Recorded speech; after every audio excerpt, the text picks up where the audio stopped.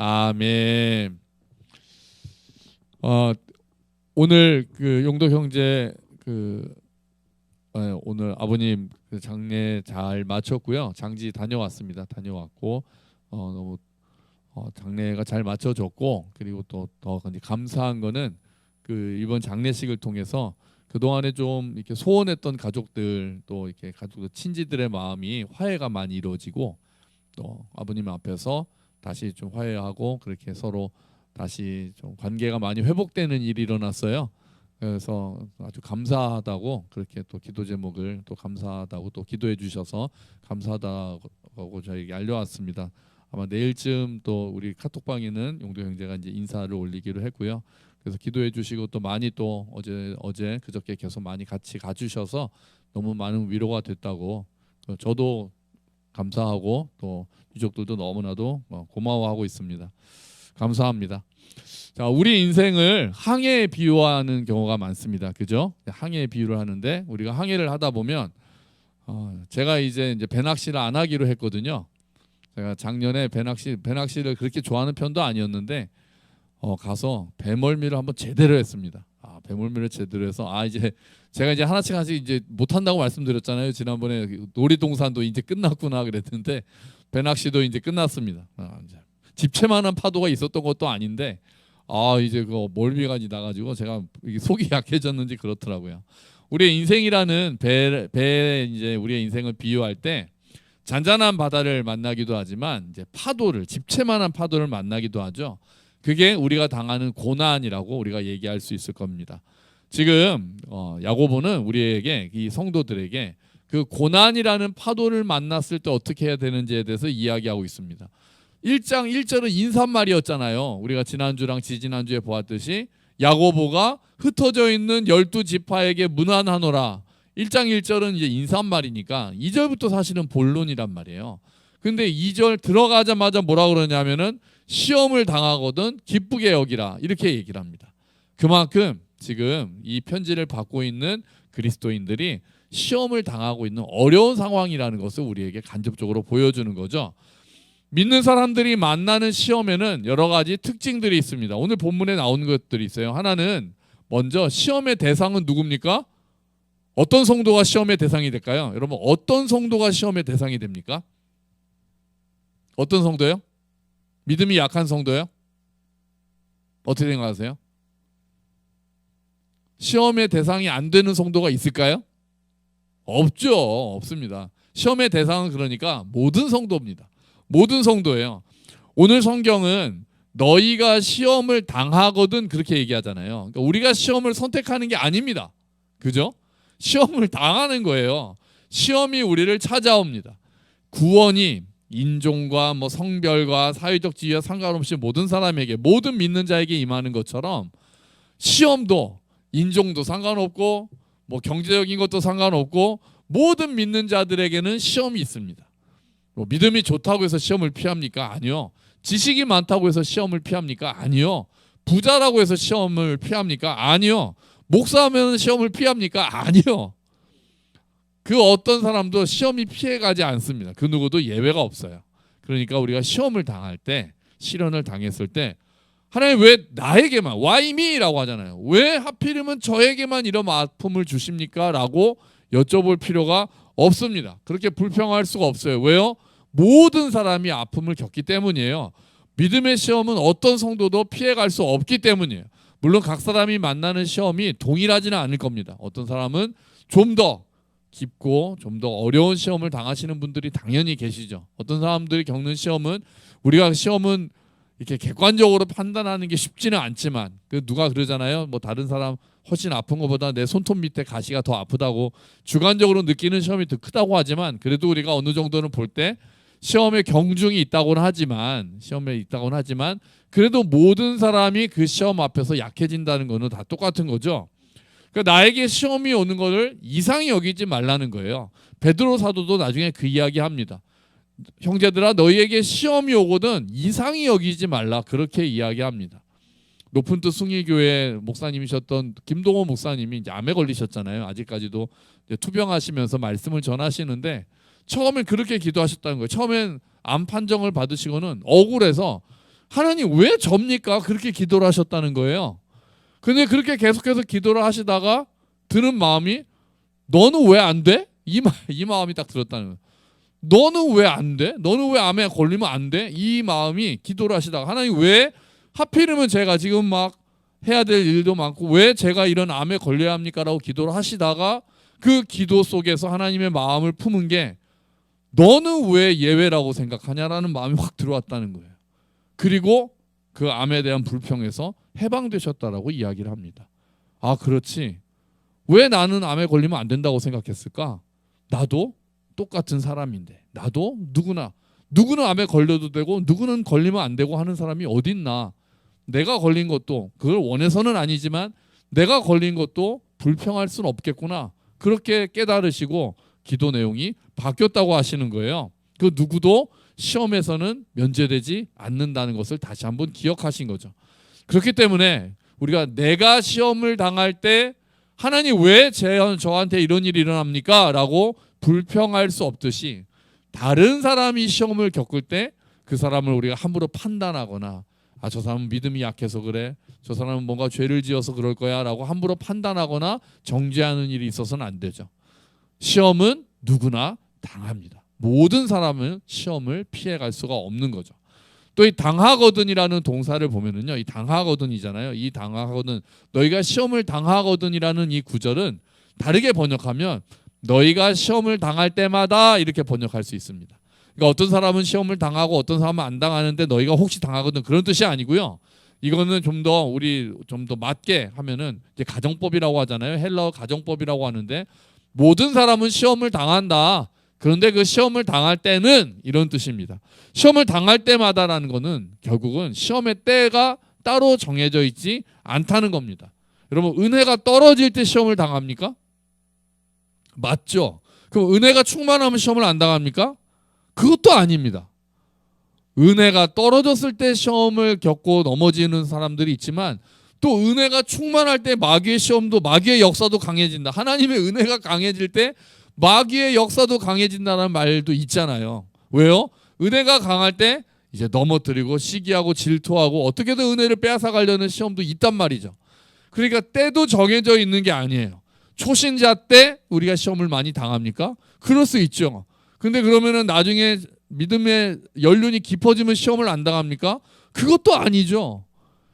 아주 우리가 죽음을 앞두고 거의 다 끝나가는 때에도 시험을 겪는 경우가 있습니다. 믿음의 시작에도 시험을 겪는 경우가 있고 믿음의 마지막 부분 이제 조금만 있으면 하나님께로 가는 그때에도 수많은 교회의 존경받는 원로 목사님들이 그렇게 수십 년 동안 사역 아름답게 하시고는 이제 진짜 다 내려놓으신 다음에 실수하셔가지고 시험에 들고 또 다른 사람들까지 시험에 들게 하는 일이 최근까지도 얼마나 많이 있습니까? 시험의 때는 정해져 있지 않습니다. 시험의 대상도 정해져 있지 않듯이 시험의 때도 정해져 있는 게 아닌 거죠. 우리의 인생 전체가 시험에다 노출되어 있습니다. 시험의 시간을 선택할 수도 없고 피할 수도 없죠. 그래서 우리가 늘 깨어 있으라고 성경이 이야기하고 있는 겁니다. 시험의 종류는요? 시험의 종류는 정해져 있습니까? 아니요. 오늘 말씀도 보니까 여러 가지 시험을 당하거든. 여러 가지 시험을 당하거든. 그러니까 시험도 여러 가지, 정말 우리가 가지가지 한다 그러잖아요. 진짜 가지가지 있지 않습니까? 돈으로 시험을 겪는 경우가 있죠. 시험도 또 돈이 많아서 시험에 들 때가 있고 돈이 없어서 시험에 들 때가 있고 건강 때문에 시험에 들 때가 있고 관계 때문에 시험에 들 때가 있고 진짜 여러 가지, 그냥 내면의 우울함 때문에 시험에 들 때가 있고 질병으로 고생하기도 하고 시험은 여러 가지 경우가 다 있습니다. 그래서 요즘에 디폴트 값이라는 말을 많이 하거든요. 그러니까 디폴트 값이라는 거는 그냥 피할 수 없는, 그냥 늘 있는 그 상수라는 뜻이에요. 그러니까 성도들의 삶에 있어서 시험은 그냥 늘 있는 거예요. 없으면 그게 기적 같은 일인 거예요. 그게 좀 없는 기간이 있고 평안의 기간이 있으면 그게 참 감사할 일이고 하나님께서 특별히 베풀어 주신 은혜지, 그냥 시험이 오면은 왜 이런 시험이 오지? 그동안에 없었는데가 아니라 아, 올 게 왔구나. 나도 이제 당연히 모든 성도들이 겪는 시험 나도 당하는구나. 우리가 그렇게 생각해야 된다는 거죠. 자, 이렇게 모든 성도들이 시도 때도 없이 인생 전체 정말 여러 가지 시험을 당한다면 그러면 우리는 거기에 대해서 어떻게 반응해야 합니까? 우리의 본능적으로는 시험이 닥쳐오면 어떻게 반응하나요? 원망합니다. 불평합니다. 도피합니다. 두려워합니다. 그런데 야고보는 오늘 놀라운 이야기를 하고 있어요. 뭐라고 이야기합니까? 2절 다시 한번 읽어볼까요? 내 형제들아 너희가 여러 가지 시험을 당하거든 어떻게 하라고요? 온전히 기쁘게 여기라. 아멘. 참 너무 어려운 권면을 하네요. 시험이 왔는데 우리가 기쁘게 여길 수 있겠습니까? 또 여기서 기쁨이라는 건 감정을 이야기하는 게 아닙니다. 성경에서 사랑하라, 기뻐하라 이런 거는 감정을 이야기하지 않아요. 감정이 내 마음대로 됩니까? 시험이 왔는데 내 속에서 막 기쁨이 막 샘솟을 수 있나요? 그렇지 않죠. 기쁘게 여기라 그러잖아요. 기쁘게 여기라. 기쁘게 여기라는 거는 내가 의지적으로 기쁨을 선택하라는 뜻입니다. 내가 기뻐할 수 있는 이유를 찾아내라는 뜻입니다. 내 감정은 기쁘지 않아요. 시험이 왔는데 어떻게 기쁩니까? 슬프죠. 두렵죠. 화가 나죠. 내 감정을 어떻게 내가 마음대로 조절이 됩니까? 그건 안 됩니다. 그런데 그럴 때라도 그 안에서 내가 슬퍼하지 않을 이유, 그 안에서도 내가 기뻐할 수 있는 이유를 찾으라는 거예요. 내가 기뻐하기로 선택하겠다. 내 영혼아 내가 어찌하여 낙심하고 두려워하느냐? 너는 너의 하나님을 바라라. 소망 중에 계신 하나님을 바라라 하고 의지적으로 기뻐하기로 선택하고 결정하라는 의미입니다. 그러니까 감정적으로 막 기뻐하라는 의미가 아니에요. 의지적으로 기쁨을 선택하라는 이야기입니다. 그러면요, 왜 우리는 그 어려운 가운데서도 기쁨을 선택할 수 있나요? 하나님의 전능하심과 선하심과 다스리심을 믿기 때문입니다. 우리의 연약함을 다 아시는 하나님, 하나님께서 지금 상황도 다 아신다는 것을 믿기 때문에 믿음으로 선택하는 거예요.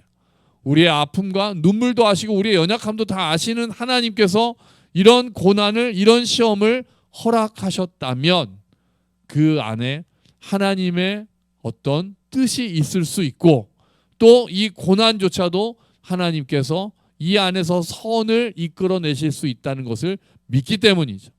그런 하나님을 믿기 때문에 지금 나에게 닥치는 시험을 하나님께서 알고 계신다는 것을 내가 알기 때문에, 그리고 이런 시험을 통해서도 결국 선을 하나님께서 그 가운데서 인도해 내신다는 것을 알기 때문에, 합력해서 선을 이루신다라는 말씀 때문에 내가 좌절하고 불평하고 원망하고 낙심하는 채로 그냥 엎드려 있는 것이 아니라 그 가운데서도 내가 기쁘게 여길 수 있다고 야고보는 이야기하는 거예요. 시련으로 인해서 우리가 한숨 쉬죠. 눈물 흘리죠. 하지만 지나고 보면 그 어려움이 있었기에 오늘 내가 아름답게 빚어질 수 있다고 고백할 수 있습니다. 하나님께서 그 어려움조차도 도구로 사용하시는 하나님의 방법이고 그 고난이 하나님의 도구였다는 것을 나중에 깨닫는 경우가 우리에게는 너무 많습니다. 모든 것을 합해서 하나님께서 선을 이루신다는 사실을 경험하는 때가, 뒤 돌아보고 나서 알 때가 너무나도 많습니다. 요셉이 그랬습니다. 자기가 겪었던 고난, 형들에게 팔려서 이집트로 팔려가서 감옥에 가고 했던 그 모든 고난이 하나님께서 그것들을 통해서, 형들이 나를 여기에 보내셨지만 하나님께서 하신 거라고 고백한 것은 돌아보고 나서야 그 고난이 해석이 됐기 때문이죠. 그런 일들을 우리가 경험하면 다시 고난이 왔을 때 이제는 이전보다는 조금 덜 불평하고 이전보다는 조금 덜 낙심할 수 있는 거예요. 하나님, 지난번에도 그 힘들었던 고난을 통해서 하나님이 이런 일을 하셨다는 것을 기억합니다. 그렇다면 주님, 이 지금 내 앞에 온 고난, 이것도 하나님이 몰라서가 아니라 하나님이 우리를 괴롭히시려고 하시는 것이 아니라 이것을 통해서도 우리를 다듬으시고 이 일들을 통해서도 하나님께서 일을 행하실 것을 믿습니다. 라는 그 믿음으로 우리가 기쁘게 여기기로 선택할 수 있는 겁니다. 그럼 하나님께서 믿음의 시련을 통해서 제일 먼저 하시는 일이 뭔가요? 그게 3절입니다. 3절 한번 같이 읽어볼까요? 이는 너희 믿음의 시련이 인내를 만들어내는 줄 너희가 알미라. 아멘. 인내를 만들어냅니다. 믿음의 시련이 하는 가장 큰 일은 우리 안에서 인내라는 인격을 만들어내는 겁니다. 인내가 성령의 열매잖아요. 그거 하나님께서 인내를, 하나님 저에게 인내의 열매를 맺게 해주세요. 그러면 갑자기 어느 날 내 마음속에 인내가 뻑 들어옵니까? 그러지 않잖아요. 어떤 일이 옵니까? 고난이 옵니다. 그래서 그 고난을 이겨내는 인내를 빚어가도록 만드시는 거예요. 내 안에 내가 인내해야 될 상황들을 허락하셔서 그 상황들을 이겨냄으로써 내 안에 인내의 열매가 하나 더 연결어가기 시작한다는 거죠.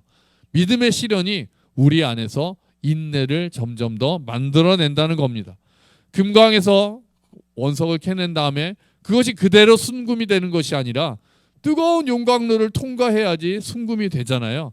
마찬가지로 우리가 정금처럼 나아가기 위해서는 용광로를 통과해야 되는 거죠. 그 용광로의 이름이 시험입니다. 시험이라는 용광로를 통과해야 우리 안에 있는 불순물들이 사라지기 시작합니다. 어떤 불순물들이요? 교만이라는 불순물이 사라집니다. 또 자기중심이라는 불순물이 사라집니다. 세상에 대한 집착, 이런 불순물들이 다 걸러집니다. 그리고 나서 우리가 인내라는 열매를 가지고 있는 믿음의 인격을 우리가 가지고 다시 한번 나오게 되는 거죠. 성경에서 말하는 인내는요, 그냥 억지로 참는 게 아닙니다. 이 인내라는 단어가 원어로 보면은요, 아래에 머물다라는 의미를 갖고 있어요. 무거운 짐이 있는데도 아래에 계속해서 머물러 있는 거예요. 하나님의 주권을 믿으면서 도망치지 않고 하나님의 주권 아래에 머물러 있는 것이 인내입니다. 하나님 아래에 머물면서 끝까지 견뎌내는 것이 인내예요.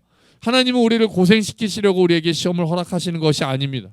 우리를 더 단단하게 만드시기 위해서, 단단한 하나님의 자녀, 더 단단한, 더 깊은 하나님의 백성이 되게 하시기 위해서 우리에게 시험을 허용하십니다. 시련이 없는 신앙은 온실 속의 화초와 같아서 금방 넘어집니다. 하지만 시련을 겪은 신앙은, 그 시련을 통해서 인내를 맺어낸 그 신앙은 깊이 뿌리 내린 나무와 같은 거죠. 뿌리 깊은 나무는 바람에 안 임일세. 곧 좋고 여름 하나니. 아무리 뿌리가 깊으면 아무리 바람이 세도 흔들리지 않고, 그런 것처럼 그 시련을 통해서 우리의 믿음이 점점 더 예수 그리스도 안에서 깊어지기 시작하는 겁니다. 그런데 4절에 보면 야고보는요, 인내를 온전히 이루라고 합니다. 인내를 온전히 이루라. 믿음의 시련이 인내를 만들어낸다라고 이야기한다면 인내를 온전히 이루라고 합니다. 그러니까 인내하려면 언제까지 인내해야 돼요? 끝까지. 그 시련이 끝날 때까지 인내하라는 거예요. 그게 인내를 온전히 이루는 거예요. 지속적으로. 잠시 견디다가 포기하는 것이 아니라 그 상황이 다 지나갈 때까지 끝까지 시험을 견뎌내는 거예요. 오랜 기간의 시험일지라도 포기하지 않고 견뎌내라고 야고보는 이야기하고 있는 겁니다. 성도가 당하는 믿음의 시련이요, 조금은 가벼울 때도 있지만 때로는 너무나도 감당하기 어려운 시험이 있을 수 있습니다. 당연히 그렇죠. 성도로 산다는 것이 만만한 일이 아닙니다. 어떤 분들은 정말 옆에서 보더라도 너무 저 아픈 시험 주님, 저 집사님이, 저 형제가, 저 자매가 이기게 해주십시오라는 기도가 절로 나올 정도로 어려움들을 겪으실 때가 있습니다. 하지만 성도의 삶이 그렇게 시험을 피할 수 없다는 것은 우리가 이미 알고 대비하고 있어야 되는 거죠. 그러니까 시험을 당했을 때도 원래 시험이 아픈 거야. 원래 시험은 힘든 거야. 우리가 그걸 당연히 여기고 있어야, 당연히 여기는 마음이 있어야 그래도 이겨낼 수 있습니다. 농부가 좋은 열매를 맺을 때까지 이른 비와 늦은 비를 인내하면서 기다리는 것처럼, 선지자들이 하나님의 뜻이 이루어지기를 원하면서 그 고난을 당하신 것처럼, 예수님께서 십자가를 오래 참으신 것처럼 우리도 힘을 내서 인내를 온전히 이루어야 한다는 거죠. 그러면 인내를 온전히 이루면 어떻게 될까요? 그게 또 4절 뒤에 있어요. 이는 너희로 온전하고 구비하여 조금도 부족함이 없게 하려 함이라. 믿음의 시련이 오면 인내가 생기는데 그 인내를 온전히 이루면 우리가 온전해진다는 거예요. 온전하고 구비한다. 온전한다는 거는 신앙의 인격이 한쪽으로 치우치지 않고 아주 둥글둥글하게 완성형, 육각형이라고 이야기하거든요. 그렇게 완성형을 가지게 된다는 거고요. 구비한다는 것도 모든 면에서 다 부족함이 없이 갖춘다는 이야기예요. 하나님께서 원하시는 것. 여기는 조금도 부족함이 없다라고 이야기하는데 우리가 이 땅에서 그렇게 완성될 수는 없겠죠. 하지만 모든 면에서 앞서가신 머리이신 그리스도, 완전하신 그리스도를 바라보면서 그분을 조금씩 닮아갈 수 있는 겁니다. 그러니까 인내의 결국은 우리의 성장이고 성숙인 거예요. 시련이 오면 인내가 생기고 인내를 이루면 우리가 점점 더 온전하게 되는 겁니다. 하나님께서는 우리가 어린아이에 머무는 것이 아니라 그리스도의 장성한 분량에까지 이르기를 원하십니다. 그리고 시험은 그렇게 우리를 빚어내는 도구가 되는 것입니다. 여러분 혹시 지금 시험 가운데 계십니까? 혹시 경제적인 문제 때문에 또는 건강 때문에 또는 관계 때문에 답답한 마음이 있으세요? 그런 상황이 있는 것은 당연합니다. 근데 우리가 기억할 것은 시험이 영원히 계속되지는 않는다는 거죠. 여러분 시험은 영원히 계속되지 않습니다. 그런데 그 시험을 통해서 다듬어진 인격은, 그 시험을 통해서 깊어진 믿음은 영원할 줄로 믿습니다. 그 과정을 통해서 우리가 조금 더 깊어진다면, 조금 더 단단해진다면 그 인격이, 그 믿음이 우리를 계속해서 지탱해 줄 것입니다. 감사한 것은 인내를 온전히 이루라 그렇게 명령하지만 그것이 우리에게만 맡겨지지는 않았다는 거예요. 우리는 홀로 그 길을 걸어가는 것이 아닙니다. 누가 함께 하십니까? 성령 하나님께서 우리와 함께 하십니다. 우리에게 견딜 힘을 주시죠. 우리를 말씀으로 위로하시고 때로는 찬양으로 위로하시고 또 때로는 기도하는 가운데 우리의 마음을 만져주십니다. 그래서 우리 안에 인내의 열매를 맺어갈 수 있도록 성령 하나님께서 도우십니다. 그리고 또 하나, 하나님께서는 우리에게 그 인내를 온전히 이루기 위해서 허락하신 게 있습니다. 뭐를 허락하셨을까요? 교회를 허락하셨습니다. 공동체를 허락하셨어요. 홀로 인내를 이루어가는 것은 쉽지 않습니다. 홀로 하나님을 꽉 붙잡는 것도 쉽지 않습니다. 함께 기도하며 함께 격려하고 함께 버텨주는 지체들이 있을 때 우리가 그 인내를 온전히 이뤄갈 수 있습니다. 그래서 시험을 당하는 지체들을 우리가 생각하면 우리가 함께 기도해야 되는 거죠. 함께 위로하고 격려하고 기도하면서 그 길을 걸어가야 하는 것입니다. 여러분 예언합니다. 앞으로 우리 앞에는 시험이 있을 겁니다. 우리 앞에는 끝까지 호시탐탐 노리는 그 마귀도 있고 또 세상이 악해져서 뒤틀려져 있는 것들도 있고 여러 가지 이유로 인해서 또 우리가 아직 자라가야 하는 부분이 있기 때문에 우리 앞에는 또다시 시험이 놓일 것입니다. 그때 왜 나에게 이런 일이 일어났는가 하면서 좌절하고 낙담하지 마십시오. 하나님께서 이 일을 통해 어떤 것들을 계획하고 계시는가, 하나님께서 이번에 이 일을 통해 나를 어떻게 다루시겠는가를 생각하십시오. 그리고 인내하시기를 부탁드립니다. 하나님께 기도하고 지체들과 함께 기도하며 온전히 인내를 이루시기를 부탁드립니다. 그렇게 우리가 인내를 이루어 갈 때, 우리 안에서 인내가 점점 더 쌓여갈 때 우리가 예수 그리스도를 조금 더 닮아가게 될 줄로 믿습니다. 아멘. 우리 함께 기도하겠습니다. 하나님, 시험의 때에 좌절하거나 낙심하지 않고 우리 안에서 일하시는 하나님을 믿는 믿음으로 기쁘게 여기기를 기도합니다. 주님 도와주시옵소서. 우리 함께 기도하겠습니다.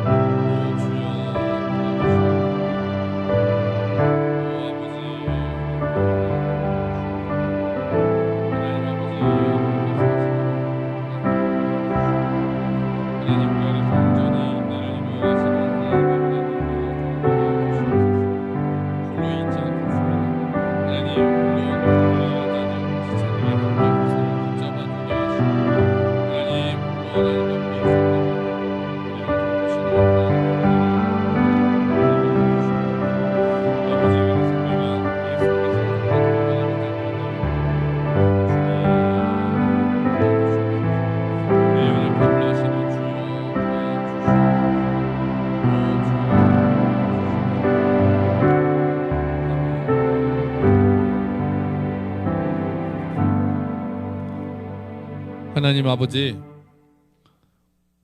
모든 믿는 자들에게 시험이 있다는 것은 당연하게 여겨집니다.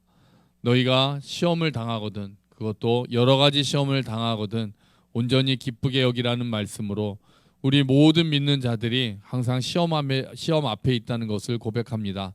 주님, 그리고 그럴 때마다 우리가 좌절하는 것이 아니라 우리를 사랑하시고 우리를 인도하시는 하나님 아버지를 기억하게 하시고, 그리하여 이 시험을 통해서 이루실 일들을 기억하며 온전히 기쁘게 여길 수 있도록 주님 도와주시옵소서.